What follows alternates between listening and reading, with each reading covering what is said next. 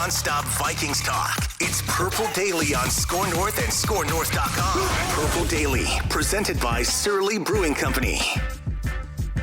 Purple Daily comments from YouTube on a Monday. Zulgad and Declan Goff, as always, and as Big Voice Guy just said, presented by our friends from Surly Brewing. Of course, Surly Furious, the official beer of Judd, but all the Surly Brewing products, as Declan Goff can attest, are outstanding. And also by our friends at TCL TV. Enjoy more with TCL. Enjoy your sports on the TCL or the Oscars with Will Smith slapping Chris Rock. But make sure that you get the best coverage possible with the best picture possible on a TCL TV. All right, Declan, it's go time, as they say. Go time. Comments from YouTube regarding our Minnesota Vikings. Let's go down this path from Tommy. Tommy says on our YouTube comments edition, which, by the way, just comment on this YouTube video if you want your question answered. We do this show twice a week now on Purple Daily, Apple, Spotify, ScoreNorth.com. Tommy says, I'll take the bait. I'm that guy. The Vikings will contend this season. In fact, they will go 12-5 and win the North. J.C. Tretter rounds out the offensive line. Patrick Peterson re-signed. We trade up to pick 9 to get the sauce Ahmad Gardner. Wyatt Davis comes out of witness protection and is average, but still an improvement. Bing, bang, boom. NFC title game. We get all through the big game, but then only to get our hearts ripped out when Greg Joseph double doinks the game winner from 42 yards out. Tommy just summed up the Minnesota Vikings experience right there, Jed. Here, I thought Tommy was all in on positivity, and then he just did it all to be the ultimate buzzkill at the end. Well, first of all, I don't think Patrick Peterson's coming back. I've heard he wants too much, and that it's not going to be possible, that the Vikings aren't going to be able to pay the freight on what Patrick Peterson is asking for. So he wants to come back. I think the team would like to have him back. I think his price point is going to price him out of playing for the Vikings again. J.C. Tretter is Phil Mackey's dream center, but the reality is I haven't heard any credible reports that J.C. Tretter is coming here. But I like the enthusiasm, and, perhaps O'Connell can get this team to rally around him and to rally around Kirk. I don't know. Do I think that this team on paper is going to be changed enough to be a markedly better team? No. Could I see improvements on offense? Absolutely. No question about it. I am very much in wait and see. I guess my prevailing thought, Declan, is this, and I think this is very fair. I am not going to go into 22 with big expectations.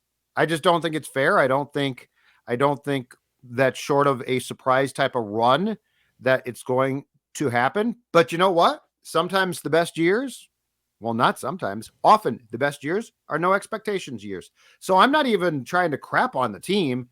It's just that they're going through tons of changes. But if they're good, more power to them. And it would be great fun to see this team rally around its coach and potentially quarterback and play well. Yeah, I mean, I'm all for them going 12-5. That sounds great. I do not want to get my heart ripped out in the NFC title game like that. But hey. Would you? But if they surprise, would that rip your heart out? Because yes, because 2009 was a really good team. 98 was a great team, But again, I mean, 2009 I don't think was a pop up. 17 didn't rip my heart. 17 was a pop up. That was a pop up, but it didn't rip your heart out. It was surprising they got done so bad. It didn't rip your heart out, but it did rip people's hearts out. See, it shouldn't have. 98 caused people to weep. 2009 caused that. 17 was fun, and then it ended. I was surprised they got blown out that bad, but it shouldn't have ripped people's heart. 2001, tell me that 2001 did not rip your heart out. They got completely destroyed. That game was over before it started, basically. It's my earliest Vikings memory is 41 donuts. So yeah, yes, but I know it. But that was I hope your dad said, well, Declan, that was ugly, and you all moved on to your next project for the day. 98, oh boy, that took some time. Vernon says, with all things considered going forward, the Vikings might have about $17.5 million $17.5 million in salary cap space, but really, $8 million of that is for rookie deals. $8-9 million left for emergency signing for training camp, injuries, worries, deficiencies, whatever. But Accurate. I don't see a, quote, another big signing free agent coming unless you can get another team-friendly deal like Zadarius Smith's contract. Judd, do you think the big free agent moves are done by the Vikings now? Yes. I think what he just explained is perfect. Yes, they are done. They're done. You'll sign guys here and there, but yes, I don't think there's going to be another splash. Now, if JC Tretter's knees are shot and he's going to continue to keep playing and signs here, we'll perceive that as a big move, but you have to look at the contracts. Okay, so here's the bad news. Technically, Zadarius Smith is not a huge investment. The guaranteed cash is very low. So I like the signing. It's a good gamble, not criticizing it one bit, but the Vikings had to build that contract. So if Smith's back goes bad, right, they're not on the hook for a ton of guaranteed cash. So I think that the explanation from Vernon there and what he's trying to say or what he said is absolutely spot on. Yeah, I think they don't really have the capital left to make a big splash. And yes, Zadarius Smith's contract, money-wise is not a big splash, but I mean the move itself is a noteworthy move. Oh, absolutely noteworthy. Still probably wouldn't call it a big splash, but it's a noteworthy move, obviously. A former Pro Bowl linebacker who should help pair well to Neil Hunter. So I think they're done making a big move. Yeah, J.C. Tretter, pending what the contract looks like, I would probably put it in the same vein as Zadarius in terms of the impact, not the contract, but of the impact and the perception of a signing like that. Yes. It would help. It would definitely help. Patrick Peterson played well and was a big name at one time, but that was not a big splash move. No. Like a big splash move is not the guy plays a year or the guy gets a fair contract, but not a lot is guaranteed. Are there bargains to be found of players that could contribute? Absolutely. But what we consider to be splash moves are almost certainly done given the salary cap. Thomas says, after the latest moves, I can only say one thing. Ladies and gentlemen, I introduce you the Minnesota Packers. Judd, what do you think about the Vikings making more splashes for Zadarius Smith, Shannon Smith? Is there anyone else that they've brought in? I don't think so. But what do you think about the classic Vikings and Packers connection, which goes back many, many years, especially over the last 20 years, from Brett Favre to Ryan Longwell to Greg Jennings? What do you think about the Vikings always prying away those Packers and taking our trash for your treasure? Yeah, so they got Smith. That was early last week, right? And then nickel corner Shannon Sullivan late in the week on Friday. This is you know what? The names can change, right? Brad Childress, Rick Spielman, Mike Zimmer, now Kwesi, and now Kevin O'Connell. The names change, but the philosophy stays the same. And I don't think there have been a lot of Vikings that have become Packers. The most notable one that jumps right to mind is when Gilbert Brown, a Vikings, I think, second round pick from Kansas, came into camp so fat that the Vikings basically cut him, got picked up by the Packers, and went on to have an illustrious career as the grave digger with the Green Bay Packers, playing nose tackle.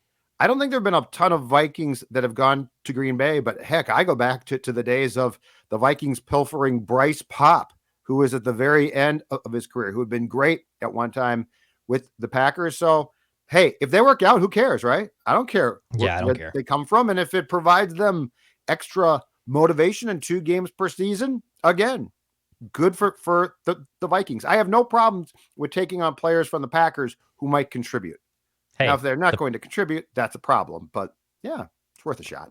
The Packers are paying Zadarius Smith $11 million just to not play for them in 2022. The Vikings are paying Zadarius Smith $3 million against the cap, I believe. So, hey, I'll take that. I'll gladly watch you pay another guy and he can play for the Vikings. I have no problem with taking on players from the Packers, Bears, as long as they contribute. No kidding. Lonnie, with some criticism here, says, yeah. When's the last time you saw a new GM and coach come in and be immediately judged by the decisions or the lack of without the benefit of going through a preseason, a regular season games? No one has a clue as to what will happen or what to expect in spite of the variables involved. Come on, guys. Just sit back and relax. I've never seen so many pro tarot card readers in my life. Number one, I want to say to Lonnie, I hate astrology. So the fact people, this is a side tangent, the fact people think that the made up stars and the zodiac signs are with your life, that does not give you an excuse to be a bad person or how to live your life. So the thing I take away the most of this is he thinks I'm pro tarot cards. But Judd, what do you take away from Lonnie saying, here. sit back and enjoy the season? Well, first of all, what I questioned, and I think this starts from the general point of I didn't agree with the Cousins extension. So, and I still don't. And that's an important, that is, as far as watching the rest of the players operate and cutting or trading them, that's fine. Mm-hmm. There are definitely some players that I would have probably advised cleaning out right now, but the same holds true of when Bill Guerin came here and he watched the team for almost a year and then started to make trades. So that's fine. I don't like giving Cousins an extension. I think they're tying themselves to a quarterback who's not going to work. And it's a little bit of hubris. And I hope he proves us wrong that Kevin O'Connell can fix a guy who is old. Kirk Cousins athletically is old. He has not changed. He is very good statistically. He can do a lot of things well. I don't think he can come close to delivering what you need. So beyond that, though, yeah, I'm fine with it. Just, I mean, I'm not going to sit back and not have opinions, but I get the point that there might be a lot of guys that they're going to clean out who they didn't clean out. I just thought that they might make a few roster related moves and to clear cap space, and their choice not to do that surprises me at least a little bit. But I am, first of all, anti Kirk extension. Don't like doing the extension. My other takeaway from Lonnie's comment here is, and I see this a lot with Wild fans more than I think any of the groups of the four teams that we talk about the most in town here, is just enjoy the season. What are you getting so negative about? Oh yeah, that's a fan thing. Number one, that is such a fan thing. But then also, why do you get offended when other people start talking about the team, national heads or local heads? Like, are you are the gatekeeper of what we can and can't talk about? Like, this is the whole reason this industry exists. So we can overreact and underreact to things that haven't happened, things that have happened. That's the beauty. That's what this is all about. Though. So yes, they do want to gatekeep. That's accurate. My gosh. It's funny. Two things here. Jerry Go says, write this down. The Vikings will win the North, and in fact, they will have clinched it by their 13th game. Write that down. Jargo going very off the record, by the way. A lot of people think the comment section is still an accountability for the listeners, and write that down. And unfortunately, is not. If you want to get in and write that down, that's fine. Shoot me an email. I can work you in. I think we're booked through the month of April. But what do you think of Jargo? Actually, before I say that, Jargo says that they'll win their 13th game, Judd. But I'm going to dovetail it into this next comment from Drew. Sure. He says, my biggest fear is that we do get 12 wins, but get drummed out of the playoffs in a not even close game. And then the Wilfs interpret that as, see, we're back on track, and not recognize that it's the same old bleeping team. Making to the playoffs with an all-in team, quote unquote, is the first step, not the last in a promising season. We are beyond that now. And if we are all in, it's not to make the playoffs, it's to win the Super Bowl. So Drew kind of echoing a lot of things that we like to. Drew. That might be from Phil Mackey in Seattle. Yeah. Well, yeah, it could be a burner. I have nothing to add to that perfectly written comment. Seriously, that's exactly right. Yes, don't be fooled by success that is a playoff berth. I love that. Judd, I have a comment here from his YouTube handle is on tap. But what is on tap at the Judd Zulgad household, or when he goes out to this local establishment, and what is the drink of choice of Judd Zulgad? Well, if it's not on tap, said bar has made a huge mistake, a blunder, big blunder, because Surly Brewing Company has so many good beers. And of course, the flagship, it's the delicious, as Declan enjoyed one during Judd's hockey show last night, Surly Furious, which is the chef's kiss of beer. If your bar does not carry Surly and Furious in particular, what are you doing at your bar? And if you do, you're doing it right. And look, that's the thing too, is you try one at the bar and you're like, this is so good. I got to get me some for home. You bring them home, you watch games, enjoying Surly, and in particular, possibly the Furious. And then, that's right. You get your phone out and you, Declan, show us your cans. or your tap, as Declan says. Or your taps. Show us your taps. Show us your at caps. Jay Zolgad on Twitter, at Score North. Send us pictures of you at the bar or at home enjoying Surly Furious. And if you go to a bar and say, give me a Surly Furious, and they say, well, we got something else that's just like it, except no imitations, tell the bartender, make it Surly Furious or I'm out of here. From On Tap on our YouTube page, he says, thoughts on drafting wide receiver Garrett Wilson if he's available. With Thielen aging and being expensive, it may be nice to have another young star opposite of JJ, and Wilson might be the best wide receiver in the draft. And I will add to this, Judd, I think our buddy Tyler Fornes was tweeting about this this morning, on Monday morning, that another big mocker said keep an eye out for the Vikings actually potentially being a sleeper team that could add a wide receiver in the draft. What do you think about the, maybe not drafting in the first round a wide receiver, but what about the thought of the Vikings drafting another stud wide receiver? Totally plausible. Totally in, and here's why. So we on Purple Daily today went through, I believe it was Dex, Chad Reuter mock draft. Yep. That had the Vikings taking a tight end in the second round. And the Kevin O'Connell offensive premise, which obviously comes from Sean McVay's system with the Rams, does not utilize a tight end that much. What it does want wide receivers, right? And so I could completely see the Vikings using a high round pick, and I'm inclined to agree with you. Probably not a first round pick, but a high round pick on the receiver position, because Thielen's aging and he's getting hurt more and more. So I think he's got a few years left. But I certainly wouldn't be surprised if by 2023 he's not the guy that he has been. Jefferson is marvelous. He's magnificent. KJ Osborne, I do like, and there are definitely some guys on the depth chart that I would like them to take a look at. But I think the importance of that position in what Kevin O'Connell is going to do would mean that if they used a day 2 pick on Friday, second and third round on that spot, I would not be shocked. Mm-hmm. I think what you're seeing from a lot of wide receivers is you can find these guys now. Not to say that you can't not take one in the first round, but it's becoming a wide receiver heavy league. I mean, look, KJ Osborne's a 5th round pick. By year 2, he turns into a very nice complimentary wide receiver, right? Like, is KJ going to be a star? Probably not, but is he a capable wide receiver 2 or 3 on most teams? Absolutely. Yeah, I believe it was also, as I teased from Tyler Fornes, Jamison Williams from Alabama, who I believe has an ACL tear and could be a project pick. Because he was a little banged up, but he was one of the fastest wide receivers in college football last year. Sure. And then Garrett Wilson was obviously the one that On Tap referenced here from Ohio State. So I think finding wide receivers is a lot easier than it used to be. But more weapons. I'm all for more weapons for Kirk Cousins. So I don't think that's a bad idea. I don't think it's been hard. I mean, Diggs was hurt coming out of college and went in the 5th round. I think the difference is this: do you prioritize that spot? And is there a kid that you think is special? Because I'm with you. There are ordinarily a pretty large group of guys who, if you have the correct eye for talent, can can for sure be taken on day 3. But if you have one that stands out as special, unless it's a guy like Jefferson, I am not a first round guy with that spot.